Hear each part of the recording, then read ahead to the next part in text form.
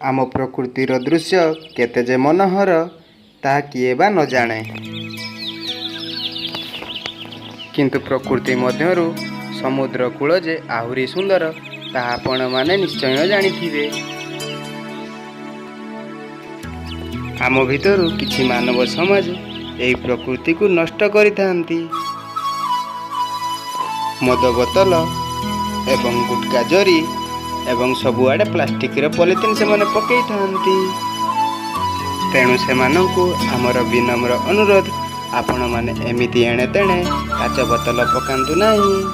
तिरे भी आम जीव जगत प्रदूषणर शिकार हो सारिछि। तेणु महामारी भली अन्यान्य विभिन्न प्रकार रोग आम मानक पाखरे देखा देब। तेणु याठू बंचिबा पई आमको एसबु काम करबाकू पड़िबो। नवयोगी सेवा समिति बालेश्वर। दर्शक बंधु, माटी हेउछि आम माँ।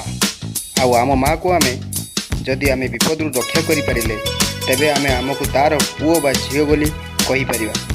तेणु आसंतु साथी होई एई माँर सेवा करिबा। नवयोगी सेवा समिति।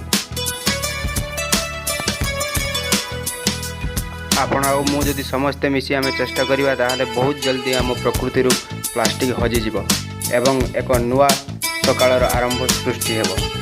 तेणु आपण माने आसंतु एवं नवयोगी सेवा समिति रे शामिल होंतु एवं आमे आम प्रकृति को भल भाव केमिति बंचेबा ता आमे जानि पारिबा। नवयोगी सेवा समिति बालेश्वर।